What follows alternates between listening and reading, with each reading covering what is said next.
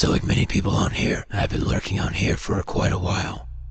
After reading many interesting and horrifying stories, I decided to share one of my own.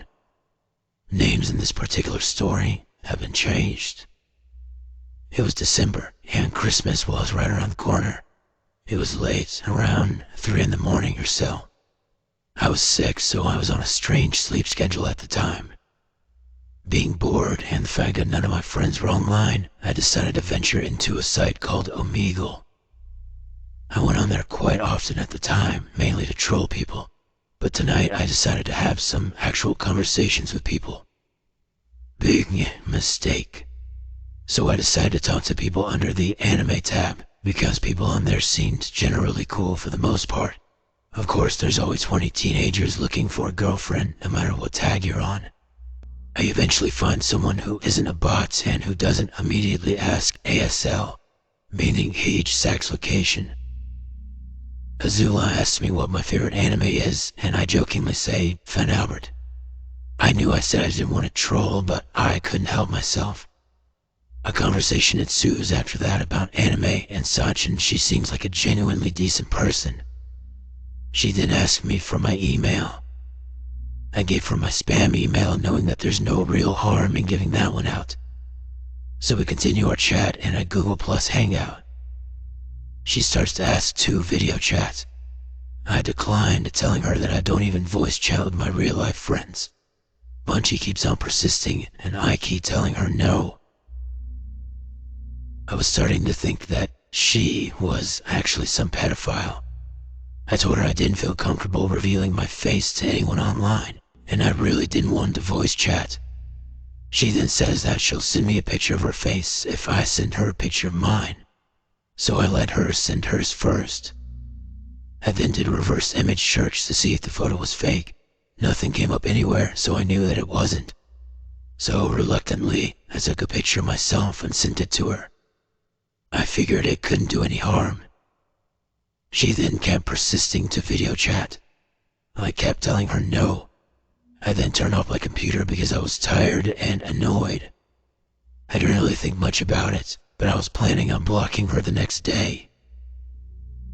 A day later, I get on my computer and was about to block her. But as soon as I got on, she messaged me immediately. At this point, I thought she was either stalking me or had no life and was at her computer all day. So I went ahead and talked to her. She apologized for being pushy and explained that she didn't have many friends and just wanted to get to know me. And I said it was fine. So we talked about anime as well as video games and such. A normal conversation for me. The next day, we talk again. She wants to video chat. I told her that I'd voice chat since I did that all the time. Once we were in the voice call, she kept asking me to turn my camera on. Her camera was on at this point, so I was sure she wasn't a 40-year-old man. I told her I didn't feel comfortable doing that. She said she wanted me to video chat to make sure I wasn't some 40-year-old pedo. My voice was quite deep, so I understood why. So again, reluctantly, I turned my camera on. After that, everything seemed to be okay. I could tell there was something wrong, but I figured she was just socially awkward. After that, things were okay for a few weeks. But one day she randomly told me that she had a crush on me. I told her that I don't do online relationships, and she got really depressed after that. She kept saying how every guy, 5 in total I believe, has turned her down, and she's really sad about it. I didn't know what to do at that point. I felt really bad for her because I knew how it felt to be rejected, and how awkward it is to stay friends with them afterwards. So I made one of the dumbest mistakes of my life. I said that I actually did like her back. Nowadays, there's no way in hell I would have done any of this, but I was 14 at the time. I was young and dumb. Just keep that in mind. So I was basically in a fake, fabricated online relationship at this point. I didn't consider her my girlfriend, and only one of my friends, we'll call him Eric, even knew about her existence. In fact, he was in a group chat with us. That's when things started to get strange. In the group chat we had a decent conversation, but it got weirder after I left. Azula started asking Eric really personal questions about me. Eric gave her the runaround, telling her that she shouldn't be asking me that stuff. She was asking questions like what my last name was, where I lived, etc. Erica didn't tell me about this, but I saw it in the group chat. I thought it was really strange that she would ask some of these questions, knowing that I would see them when I got back. Anyway, at this point she kept asking me what my last name was. Remember, Azula was very persistent, and she wouldn't stop asking a question even if you decline. So I find out that she goes on Facebook and searches every person with that same first name. My first name is fairly common, so there's a lot of people to go through. I couldn't believe it.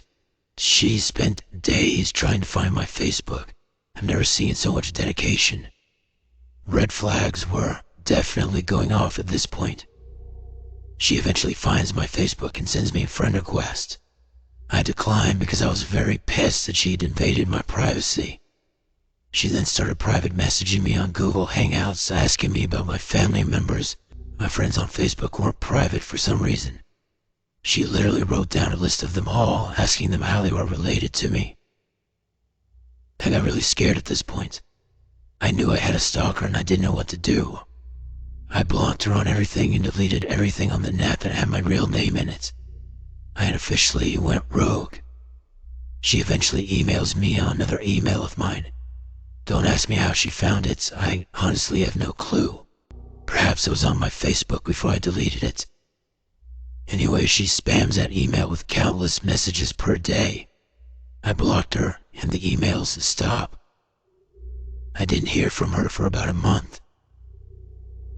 Then one day I accidentally deleted an important email. I went to my trash to recover it. In my trash were hundreds of emails from her. I nearly soiled myself in fear. The last emails from that day, so in morbid curiosity, I read some of the emails. What I found was nothing short of frightening.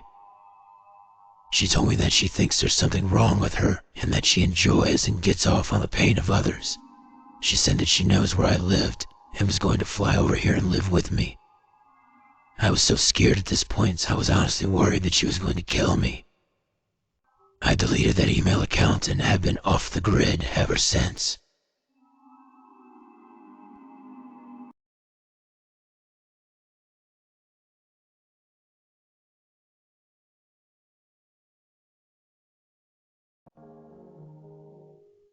This story goes way back and thankfully never escalated into anything more than what it was.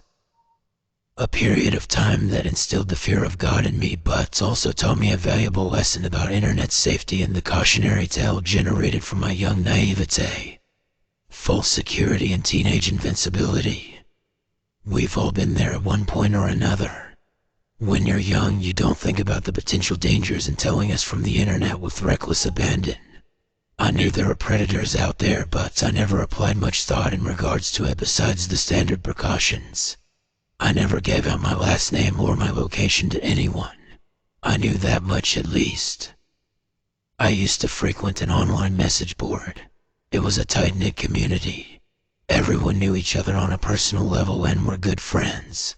I had plenty of good friends in my immediate life, but I had made many friendships through the site.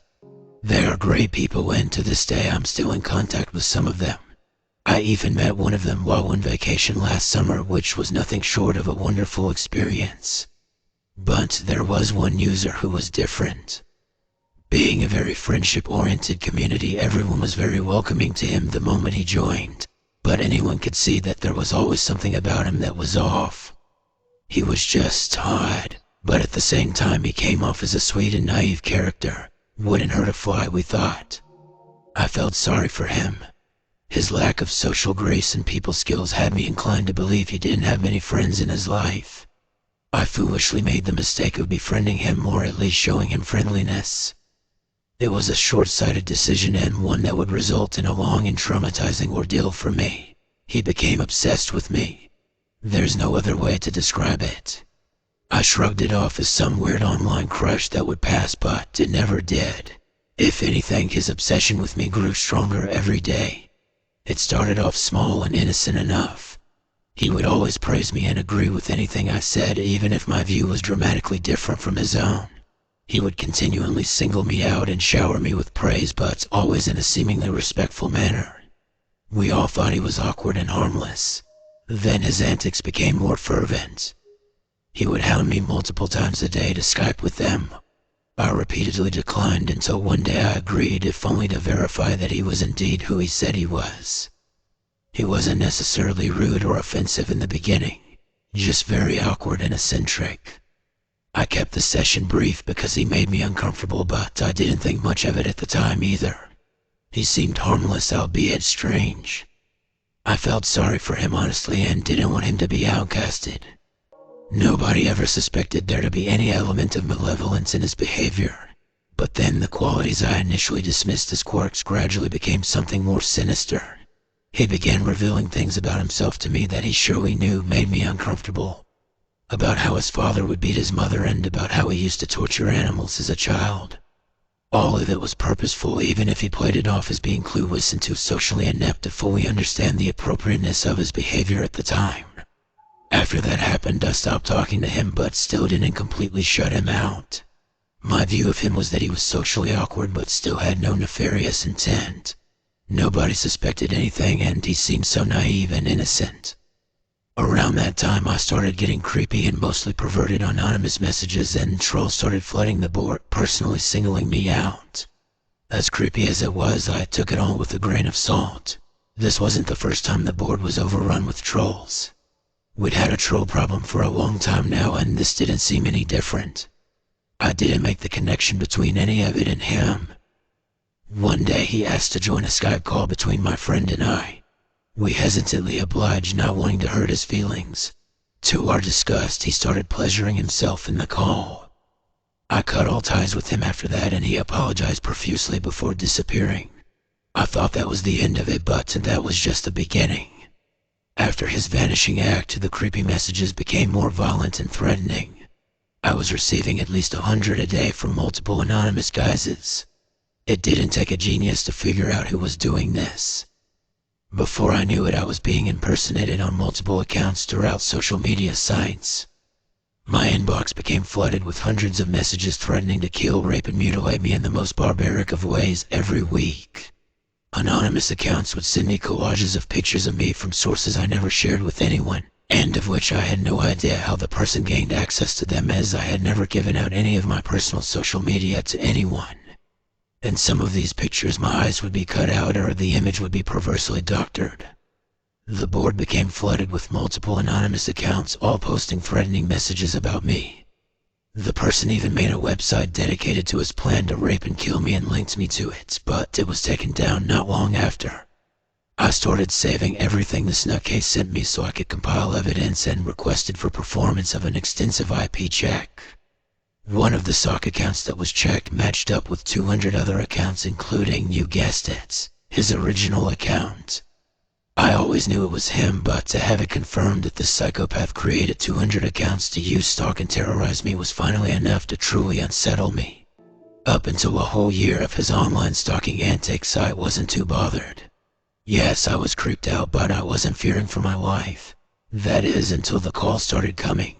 Somehow, and to this day, I have no idea how the fuck he got my home phone number. I never told him my last name or anything that would have led him to my personal information. My guess is that he must have acquired it from my last name, and he would have had to have gotten it from my Facebook, as I never told anyone what my surname was. How he found my Facebook, though, I honestly don't know. The moment he called my number, he would call my house at all hours of the day and night. I never answered it.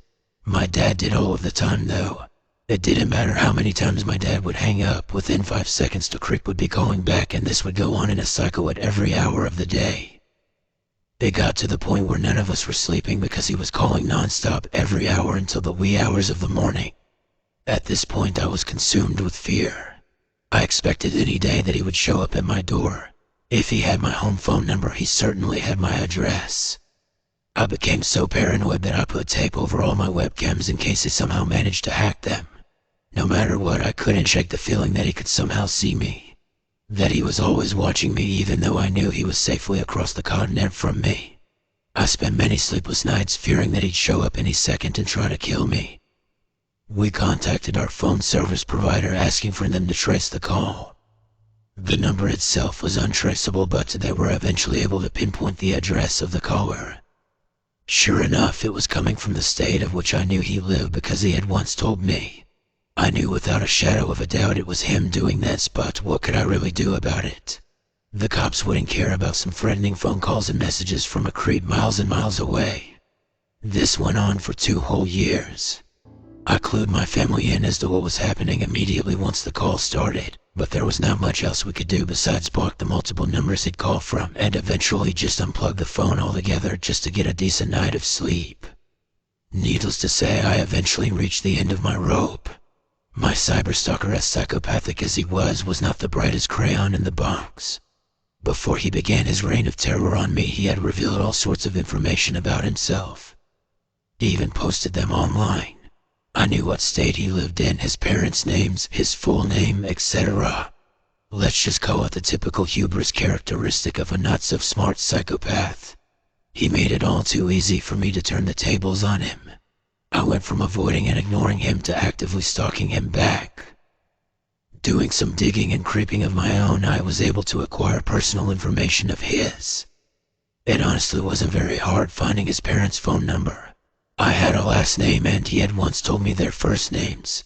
Bingo. He was a 20-something-year-old guy that I knew still lived with them. I thought at the very least it was about time his family found out what he had been up to. A call was made to them revealing everything, and I do mean everything. I don't know for sure if they ever got the message. It was left as a voicemail since nobody answered, but I assume that the phone call had its intended effect because it's been years and I haven't heard a peep from him since. I hope he got the help he needed, but I frankly don't care what became of him as long as he's not tormenting anyone else. In hindsight, it's pretty funny that ratting him out to his parents was enough to stop him, but it's not all too surprising. For a 20-something-year-old, he was incredibly childish.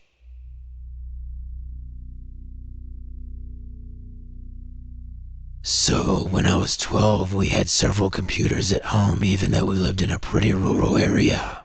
One was mine. A couple of my friends did too. We used to message each other on AIM, and as a curious youngster I got into the chat rooms.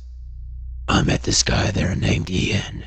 We exchanged ASL, and because I was young and kinda stupid, I was always honest about mine. Ian was from England and was 14 years old, and we exchanged emails to talk more. He sent me a couple of pictures of himself, and he was fairly cute. He would always ask for pictures of me, but we didn't have a webcam, and I certainly couldn't buy one and install it without my parents knowing. Gradually over time, his messages became more and more sexually focused, and I started to reply less and less. He also kept pressuring me about the webcam that he wanted me to buy and started hinting that he wanted me to masturbate on camera for him. He started sending me porn. I was a precocious 12-year-old and read quite a bit of erotica online, but because our computers were in the family room, never looked at pics or videos. He never warned me that the pictures or videos he sent were porn, so I almost got caught with them on my screen a couple of times when I opened up attachments. I decided I was not going to reply to him any longer. He sent me one last very explicitly titled video, and then I didn't hear from him again. Several years passed. I had stopped using that email address altogether. I was 18 years old now and trying to get into an account that I'd made with that email and opened it up to check for a password reset email. Lo and behold, I had an email from Ian. I was pretty surprised since it seemed to have been sent quite recently and the title was "Hey everyone." I opened the email to find that I am only one of about 200 recipients. It was an announcement that he has gotten engaged and giving a wedding date later that year. I felt faintly nauseated. Now that I am older, I realize exactly how disturbing it was for him to repeatedly ask for pictures of me and send me porn. Granted, he was only 14, so we were not far apart in age, but in retrospect, the whole thing was gross. The email is signed with his full name, and he includes links to his Facebook account and other contact info to RSVP, including his girlfriend's email as well. So I look him up on Facebook. As I'm going through his profile, I see his birth date and age. He was at this time when I was 18, 25 years old, which meant that when I was 12 he was not 14 as he claimed, but rather 18 or 19. I briefly considered sending all the emails he sent me, attachments included, to his girlfriend. I then considered sending them to the emails of the 200 people that had been sent his engagement announcement email. I ended up doing nothing, but to this day I'm not sure if I made the right choice. I just know I never want to talk to him ever again.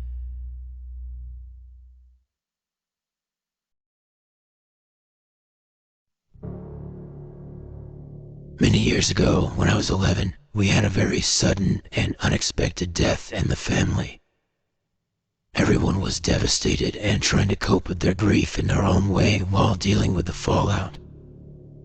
Not long after this, just before summer vacation, my best friend and her family moved abroad for 6 months, so I was feeling particularly sad and lonely and started playing on the computer a lot more. We had just gotten dial-up a year or so before, so I was able to use the internet to play online games, but very quickly became bored and wished I was able to talk to my friend, when I remembered a classmate had mentioned they had a pen pal. I googled pen pals, and the results came up with an instant chat room, which to my 11-year-old mind seemed much better than waiting weeks for letters. The description said it was for people 13 plus, but I paid no mind to that and signed up anyway, and had a few enjoyable days chatting far away to strangers from Canada, Germany, and even Australia. It was good fun and quite interesting to talk to new people, but then I kept getting kicked off by mods doing the rounds when they found out I was only 11. So I changed my answer to 13, and then I met James. James was 26, male, and from Ireland, and seemed very nice and polite, and we talked for about 40 minutes. He asked what year or grade I was going into after the summer break, and deciding by this point that he wasn't a mod, I told him I was actually only 11 and I'm just about to go into high school. He asked what year or grade I was going into after summer break, and by deciding at this point he wasn't a mod, I told him I was actually only 11 and just about to go into high school when I had to get off the computer and go to bed. I was very surprised the next day when James initiated another chat with me, since you normally don't chat to the same person unless you had specifically taken a note of the username and wanted for them to come online. We chatted for a lot longer this time. He said he lived alone in a specially built cottage because he'd been in a motorcycle accident when he was 17, which left him in a wheelchair. He likes talking about what I did at school, about my friend, what kind of games we played. He asked if I'd worn a school uniform, and did my next school require me to wear one, because when he was in school, it was a Catholic school, and you absolutely always had to wear your uniform. Weeks passed of near daily talking. We had moved on to MSN chat at that point because he said he wanted to be able to email me when he thought of things he liked to chat about, and I could just email him back if he wasn't online. He started to get annoyed that I could only chat when I was allowed on the computer, and even then, I could only be on it for a few hours at a time. So he started pestering me to give him my mobile number so he could at least text if I wasn't able to get online. Not long after that, he began asking if he could call me. He wanted to hear my voice, and really, how different was it to talking online? Didn't I want to hear what an Irish accent sounded like? Wasn't I interested in him? We only spoke on the phone once. He sounded reasonably young, and either was actually Irish or just very good at putting the accent on. He commented on how young I sounded, jokingly asking if I had been naughty and lied about my age again. Then the chats and texts got more intrusive. Where are you now? What are you doing? Why are you taking so long to reply? Are you in your pajamas? What color knickers do you have on? I would tell him off when he asked things like that. I didn't like it, and I would tell him that I was miffed. He would swing between acting all remorseful, begging for forgiveness, saying he was just being silly, to acting indignant. He was just interested in me, and why is that such a hard question? I'm obviously just a badly behaved, silly little girl, and he's done wasting his time talking to me. His punishment was swift and brutal, cutting all contact for a few days or so, leaving me confused and upset that I really was a terrible friend. He always came back acting like nothing ever happened, and in the end I just started saying whatever random color came to my mind when he asked. Then he started asking about meeting up. He would travel over to see me, and because I obviously couldn't travel to see him, and instead of going to school, he would take me out for the day so we could get to know each other properly. When I seemed hesitant to agree to his plan, he would become irate. What's the point in having a friend you can never see? Didn't I know he was falling in love with me? I told him he couldn't because I was much younger than him, and he responded by saying it doesn't matter because his father is a lot older than his mother, and anyway, we could get married when I turned 16. I said I wasn't even starting to think about getting married or leaving home, and he blew up, yelling, saying I was a horrible child who was obviously against people who are in wheelchairs. I was cruel and lazy, assuming I would have to wheel him around everywhere. How selfish of me not to consider the feelings of my husband to be, before cutting off contact again. But this time I wasn't in a hurry to hear from him, so I didn't send him my usual apology and text email, which I think surprised him. A couple of days later he emailed, as usual acting like nothing happened, but talking about booking tickets to come visit when school started up again in a few weeks. I didn't respond. He texted and then emailed again and again. His emails at first concerned, then more and more annoyed at my lack of response. Finally, I told my older sibling a superficial explanation of someone on my new email who was bothering me, and they emailed him from my account telling him to leave me alone or I would tell my dad. I never heard from him again,